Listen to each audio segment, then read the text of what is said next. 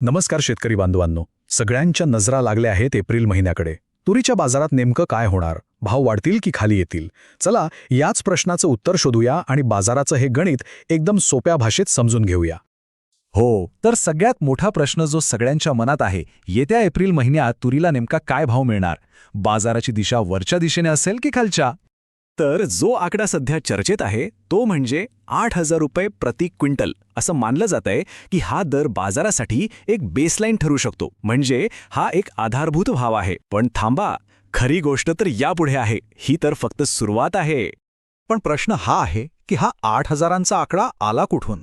याच्या मागे आहे पुरवठा आणि मागणीचं एक साधं सरळ गणित. आणि सध्याच्या परिस्थितीमध्ये पुरवठा म्हणजे सप्लाय हा घटक सगळ्यात जास्त महत्त्वाचा ठरतोय. आणि त्याचं कारण म्हणजे बाजारात जी तूर येते ना तिचं प्रमाण खूपच कमी आहे. म्हणजे अनेक बाजार समित्यांमध्ये जेवढी आवक अपेक्षित होती त्याच्यापेक्षा खूप कमी तूर सध्या येते. आता हे बघा, इथे परिस्थिती अगदी स्पष्ट दिसते. एकीकडे आहे अपेक्षित आवक आणि दुसरीकडे आहे सध्याची प्रत्यक्ष आवक. आणि यात केवढं मोठं अंतर आहे. याच तुटवड्यामुळे बाजारात तुरीचे दर टिकून आहेत, किंबहुना वाढीसाठी पोषक वातावरण तयार होतंय.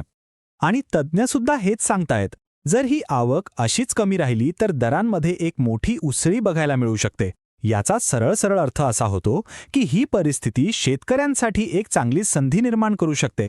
पण फक्त पुरवठा हा एकच घटक नाहीये. सरकारी धोरणांनी सुद्धा बाजारात थोडी हालचाल निर्माण केली होती. चला जरा बघूया की त्याचा नेमका काय आणि किती परिणाम झाला. झालं असं होतं की काही काळापूर्वी केंद्र सरकारने तूर डाळीच्या आयातीबद्दलच्या नियमांमध्ये काही बदल केले होते. साहजिकच त्याचा परिणाम आपल्या स्थानिक बाजारावरही झाला. आणि ही टाईमलाईन तेच दाखवते. बघा, आधी सरकारने निर्णय घेतला, त्याचा बाजारावर एक तात्पुरता परिणाम दिसून आला. पण आता तज्ज्ञांच्या मते बाजार त्या धक्क्यातून सावरला आहे आणि पुन्हा स्थिर होतोय. ठीक आहे, तर मग या सगळ्या माहितीचा, या आकडेवारीचा शेतकऱ्यांसाठी नेमका अर्थ काय? विक्री करताना कोणती रणनीती वापरायला हवी? या परिस्थितीत सगळ्यात महत्त्वाचा सल्ला एकच आहे: विक्रीची घाई अजिबात करू नका. बाजाराचा कल नीट समजून घेऊन योग्य वेळेची वाट पाहण्यातच खरं शहाणपण आहे. मग एक स्मार्ट विक्रीची रणनीती म्हणजे काय? तर ह्या 3 सोप्या गोष्टी लक्षात ठेवूया.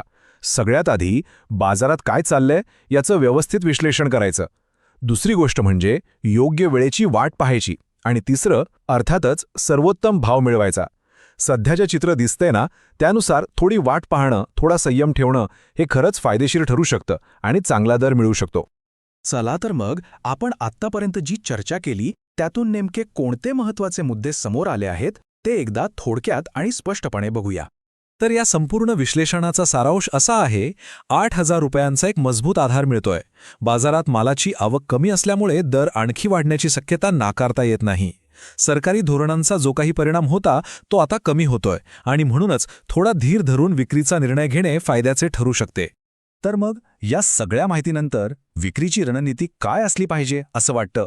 आपल्या भागात तुरीला आज काय भाव मिळतोय हे आम्हाला कमेंटमध्ये नक्की कळवा.